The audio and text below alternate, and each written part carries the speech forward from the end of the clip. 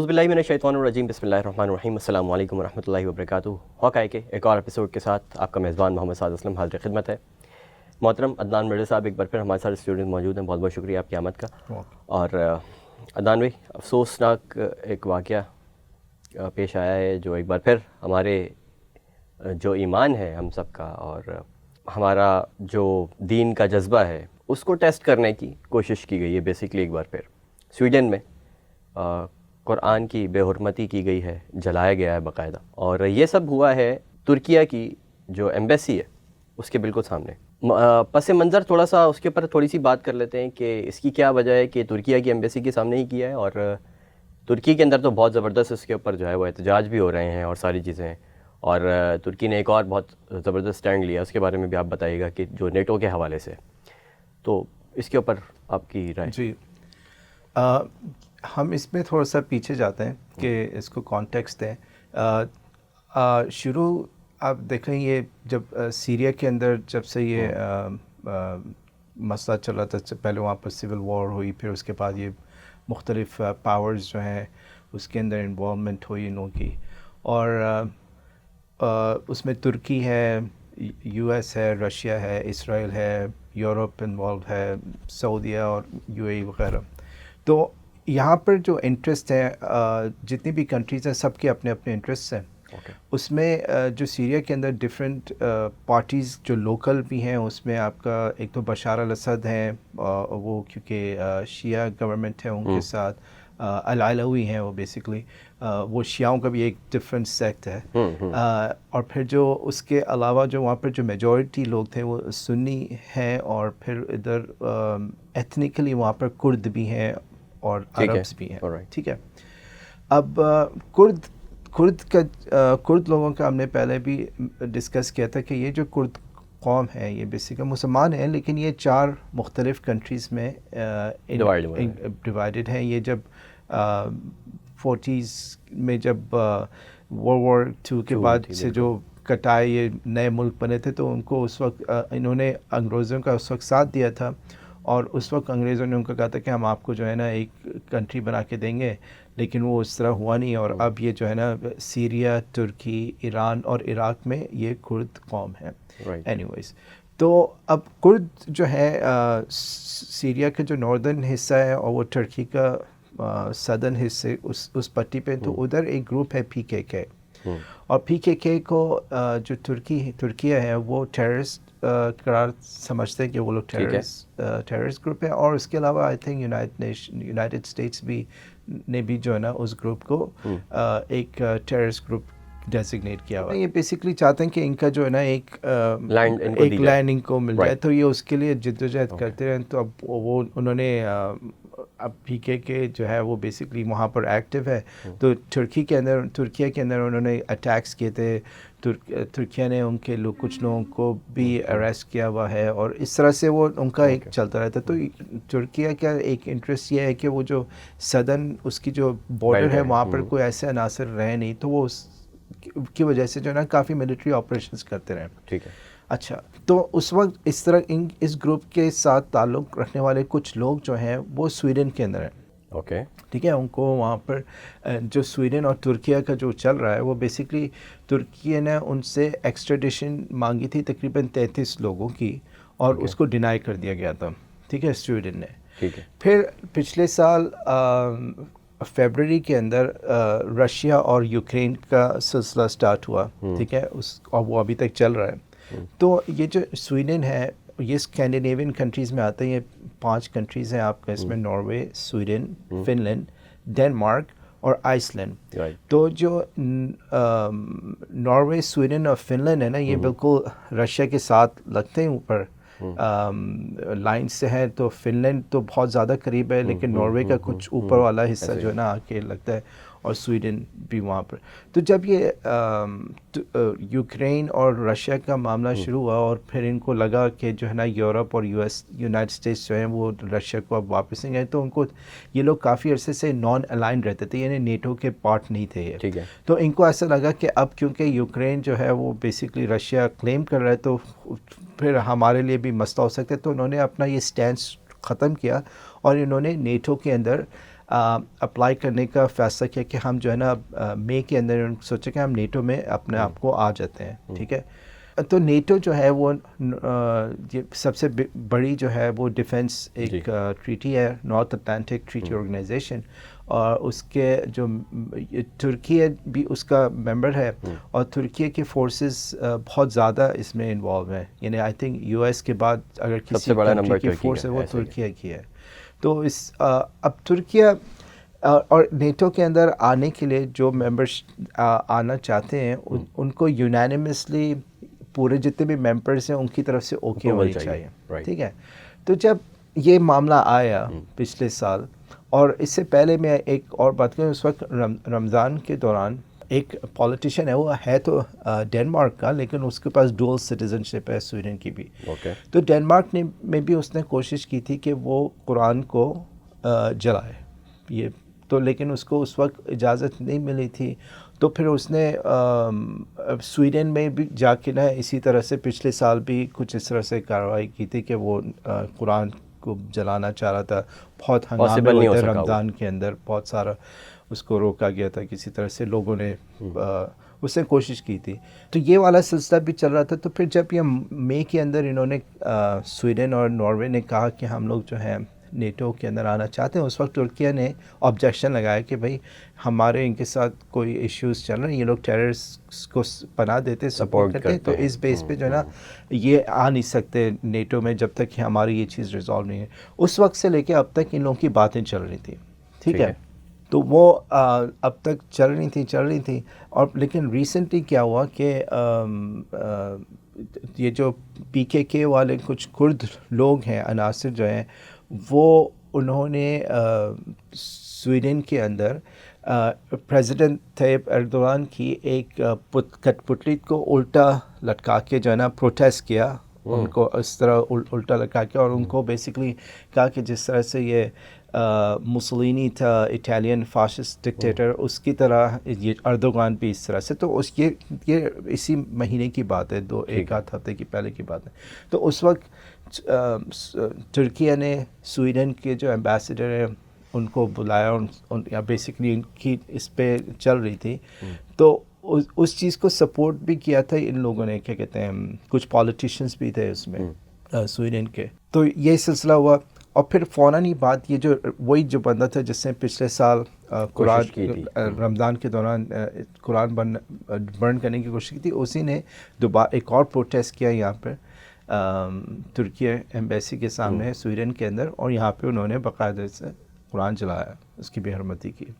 اس کے بعد سے جو ہے نا معاملے اور زیادہ ٹینس ہو گئے, اور ترکیہ نے بیسکلی سویڈن کو کہا کہ نہیں, ان لوگ یہ تو ہمارے ان سے کوئی, ہم نہیں سمجھتے یہ جو ہے نا ہم ان کو نیٹو میں آن دیں گے, ہمارے ان کے ساتھ اختلاف بڑھ گئے ہیں. اور انہوں نے سویڈن کو بیسکلی کہا آپ بھول جائیں کہ آپ آ سکتے ہیں نیٹو کے اندر. اب نیٹو بھی ہے, وہ نہیں چاہیں گے کہ ترکیہ جو ہے ایک دم سے ایگزٹ کر دیں, کیونکہ ان کو بہت ساری مین پاور ملتی ہے ترکیہ سے. ٹھیک ہے. اور پھر اب فن لینڈ کو بھی اندازہ یہ ہو گیا کہ اب جو ہے ہم سویڈن کے ساتھ نہیں کر سکتے, ہمیں اس مسئلے کو الگ, ہم ترکیہ کے ساتھ مذاکرات کریں گے لیکن سویڈن کے ساتھ نہیں. تو سویڈن کافی زیادہ ان کا ایشو لگ رہا ہے کہ یہ شاید نیٹو میں نہ جا سکیں ترکیہ کی آبجیکشن کی وجہ سے. تو یہ سلسلہ چل رہا ہے. اس کے بعد سے کیا کہتے ہیں بہت سارے مسلم ممالک میں یہ آواز اٹھائی گئی, اور یہ واقع پچھلے آئی تھنک 4 دن پہلے کا ہے, 21 تاریخ کا ہے آئی بلیو. تو اس وقت سے لے کے اب تک جو ہے نا عراق کے اندر پروٹیسٹ ہوئے, کویت, قطر, ان کنٹریز نے, سعودیہ نے ایک بہت بڑے لیول پہ کنڈیم کیا ہے. ایجپٹ کے اندر کالز آ رہے ہیں کہ سویڈن کے پروڈکٹس کو بوائیکاٹ کریں. تو اس طرح سے ہے کہ ان کو فرق پڑتا ہے, بوائیکاٹ سے ان کو فرق پڑتا ہے. پہلے بھی اگر آپ کو یاد ہو کچھ سالوں پہلے ڈنمارک کے اندر بھی اس طرح سے ایک ایشو آیا تھا, اور مڈل ایسٹ کے اندر انہوں نے ایک پراپر بوائیکاٹ کیمپین چلائی تھی کہ جتنے بھی ڈنمارک کے پروڈکٹس ہیں ان کو نہیں لیا گیا, اور اس سے وہ لوگ گورنمنٹ نے واپس آئی اپنے اسٹینڈس کو, معافی بھی مانگی جی معافی بھی مانگی تھی, اور دے ہیڈ ٹو. اور ابھی بھی سویڈن کی بھی کافی پروڈکٹس ہیں مسلم جو Middle ممالک East جاتی ہیں، بالکل مارکیٹ ایسے ہی۔ کے اندر استعمال ہوتی ہے. آئیکیا ایک بہت بڑا برانڈ ہے، سویڈش برانڈ ہے، اور پھر ان کی کچھ گاڑیاں ہیں، والوو ہے، اور اس طرح سے اور بھی ان کے پروڈکٹس ہیں جو لوگ استعمال کرتے ہیں. تو وہ بوائیکاٹ کیمپین جو ہے وہ ان کو ہٹ ہارڈ کرتی ہے. آپ ان سے ورنہ بات چیت کرتے رہیں، وہ آپ کو پھر یہ کہیں گے ہم لوگ فریڈم آف ایکسپریشن میں میرے بلیو خیال سے یہ کرتے ہیں. مسئلہ بات چیت کا تو ہوتا ہی نہیں ہے.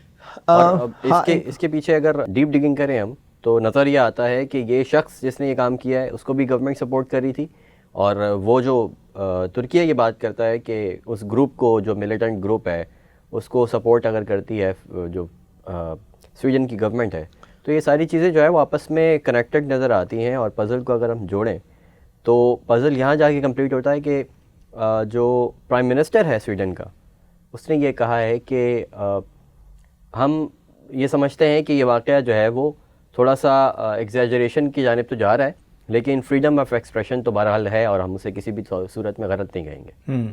یہ حالات ہیں. جی اب دیکھیں فریڈم آف ایکسپریشن کی یہی وہی اصل میں آ جاتی ہے ڈبل اسٹینڈرڈس کی، کہ ایک طرف تو آپ کسی اور کی جو رائٹس کو وائلیٹ کر رہے ہیں اور پھر in the name of freedom of expression. ایسا نہیں ہونا چاہیے. فریڈم آف اسپیچ ہے، فریڈم آف ایکسپریشن ہے، یہ رسپانسبلٹی کے ساتھ آتے ہیں. ٹھیک ہے نا. اب یہ قرآن جلانا یہ تو ایک پاگل انسان کی ایک اس کی ایگو کا حصہ ہے. وہ بس اس کو یہ کسی طرح سے وہ اس چیز کو جلا کر کے وہ اپنے آپ کو پولیٹیکلی اوپر لے کے آ رہے ہیں، کیونکہ وہ سینٹیمنٹس ہے. یورپ کے اندر سینٹیمنٹس ہیں، ان کا ایک نیریٹو ہے.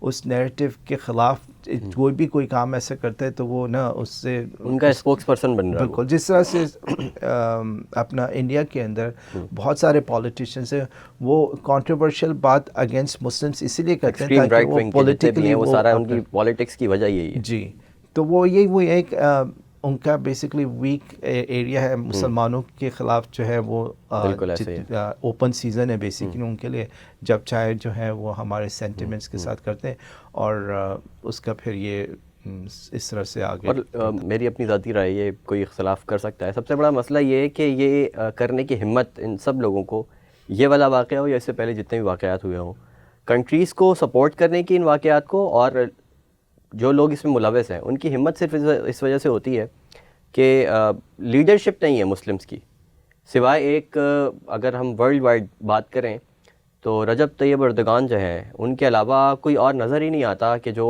ان سارے مسئلوں کو اس طرح سے ایڈریس کرے یا پھر بڑی کوئی چیز اس کے خلاف کر دے اور رد عمل میں کوئی بہت بڑی چیز کر دیں. تو جب یہ منظر ہوتا ہے، سیاسی منظرنامہ ایسا ہوتا ہے، تو پھر ہمت جو ہے وہ خود بخود آ جاتی ہے ان لوگوں میں. بالکل ایسے ہی ہے.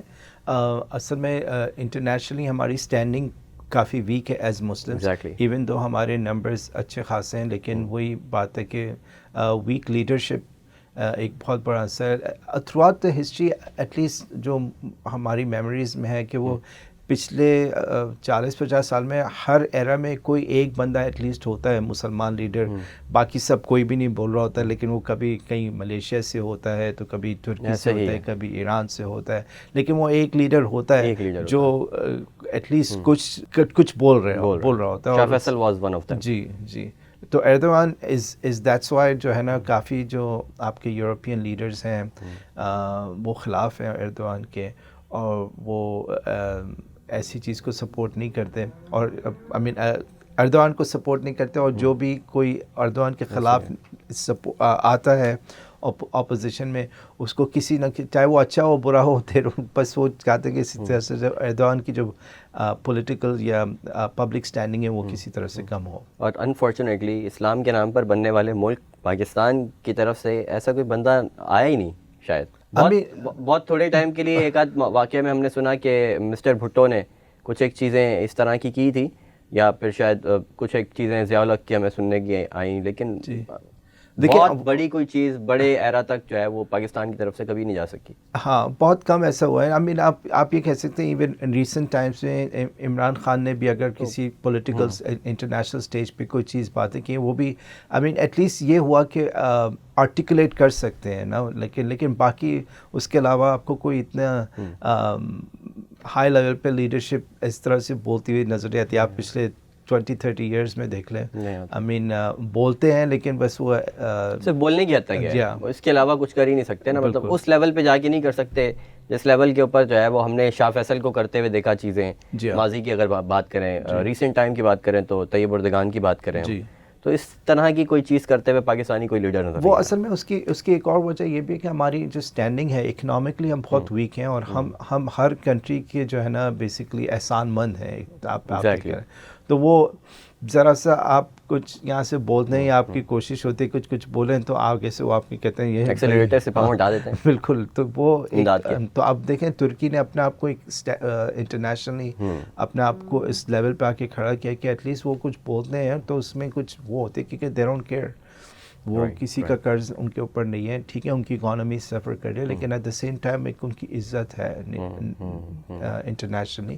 آئی مین وہ جو اور باقی جو آپ کی کنٹریز ہیں چاہے وہ مڈل ایسٹ کے اندر ہیں, آئی مین وہ سب بھی لیڈرز آئی مین بہت کم بولتے ہیں لیکن ایٹ لیسٹ ان کے اب جیسے کویت ہے اور قطر ہے, یہ کچھ ایسے اسٹیپس لیتے ہیں فائنینشلی جو ان کو ہرٹ کرتے ہیں, تو اس سے بھی بہت بڑا فرق پڑتا ہے. آئی مین سعودیہ میں بھی ان کے لیڈرز اس لیول پہ آ کے کچھ بول نہ سکیں انگلش کے اندر یا آرٹیکولیٹ نہیں کر سکیں, لیکن ایٹ لیسٹ ان کے پاس بائنگ پاور اتنی اسٹرانگ ہے کہ وہ کہتے ہیں کہ بھئی آج ہم جو ہے نا سویڈن کے جتنے بھی بزنسز بند کرتے ہیں وہ دیکھیں آپ کیسے. اللہ کا شکر ہے کہ کہیں نہ کہیں تھوڑی بہت کہیں نہ کہیں ایمان کی روشنی نظر آتی ہے. جی ہاں بالکل. لیٹس ہوپ کہ جو ہے اس کا کوئی نہ کوئی حل نکلتا ہے اور آئندہ کسی کو اتنی جرأت کرنے کسی کی ضرورت اتنی نہ ہو, اتنا بڑا کوئی اسٹینڈ جو ہے وہ متفقہ طور پر پوری امت کے لیڈرز کو بیٹھ کر جو ہے وہ لینا چاہیے. پوری دنیا کے اندر جو ہے وہ مسلمان سراپا احتجاج ہیں. پاکستان کے اندر بھی کچھ پولیٹیکل پارٹیز ہیں, کچھ جو ہے وہ مذہبی جماعتیں بھی ہیں جنہوں نے جو ہے وہ احتجاج وغیرہ کی کال بھی دی ہے. اس کے اندر جو ہے وہ جماعت اسلامی کا نام آتا ہے, TLP کا نام آتا ہے, عمران خان کی طرف سے بھی ایک بیان آیا ہے مذمتی, اور ہمارے پرائم منسٹر جناب شہباز شریف صاحب نے بھی مذمت کی ہے واقعے کی. ماشاء اللہ سے اللہ تعالیٰ ان کو مزید توفیق لیکن عطا دیکھیں فرمائے. بات ساری یہ سب چیزیں آئی مین آلموسٹ ایک ہفتہ ہونے والا ہے اس بات کو, لیکن بہت ڈیلے سے ہماری طرف سے چیزیں آئی ہیں, بہت زیادہ ڈیلے ہے. I mean, بات اگر موازنہ کریں آپ کی بات بالکل صحیح ہے اور 100% سے بھی زیادہ صحیح ہے آپ کی بات, کہ اگر ہم موازنہ کریں تو ترکی اور باقی مڈل ایسٹ بہت زیادہ احتجاج کر رہا ہے 3 دن سے, جبکہ ہمارے یہاں بھی شروع ہو رہا ہے. ہاں اب یہ جب بہت زیادہ انٹرنیشنل میڈیا پہ ہائپ بنی کہ آپ اس چیز کو اب چھپا نہیں سکتے, وہ بھی آپ کے پریشر آ رہا ہے اب. ہاں تو اب جو ہے اس کے بعد تو یہ اس طرح اتنا ریئیکٹیو نہیں ہونا چاہیے. ہمیں بیسکلی تھوڑا بہت دیکھنا چاہیے کہ ارد گرد کیا ہو رہا ہے. آئی مین یہ جو ڈینش پولیٹیشین ہے اس کی ہسٹری ہے یہ. عدنان بھائی آپ کو یاد ہوگا کہ ہم اپنے سیشن کے آخر کے اندر یہی بات کرتے ہیں کہ آپ کو نظر رکھنی پڑے گی کہ دنیا کے اندر کیا ہو رہا ہے اور آپ کے حکمران کیا کر رہے ہیں. جب تک آپ نظر نہیں رکھتے تو تب تک جو ہے وہ معاملات ایسے ہی چلتے رہیں گے. پاکستان جو ہے سو کالڈ اسلام کا قلعہ, اس کی طرف سے جو ہے وہ اتنے بڑے واقعے کی مذمت شروع ہو رہی ہے تقریباً 1 ہفتے کے بعد. جی ہاں. تو یہ وجہ یہ اس کے پیچھے جو ہے وہ یہی ہے کہ عوام بے خبر ہے چیزوں سے, اور پھر لیڈرشپ تو ظاہر ہے عوام میں سے ہی نکل کر آتی ہے. بے شک. آلرائٹ عدنان بھائی بہت شکریہ آج کے پروگرام میں آنے کے لیے. Thank you so much for being part of the programme. اور خواتین و حضرات انشاءاللہ آپ سے ملاقات ہوتی ہے نیکسٹ سیشن میں. اپنا خیال رکھیے گا. سیشن اگر یہ پسند آیا ہو تو اس کو اپنے دوستوں کے ساتھ, احباب کے ساتھ ضرور شیئر کیجیے گا, تاکہ یہ انفارمیشن جو ہے وہ دوسروں تک بھی آپ پہنچائیں, اور صدقہ جاریہ کا بیسکلی یہ باعث بنتی ہے اس طرح کی چیزیں آگے شیئر کرنا. اپنا خیال رکھیے گا. نیکسٹ ویڈیو میں ہوتی ہے آپ سے ملاقات. اللہ حافظ.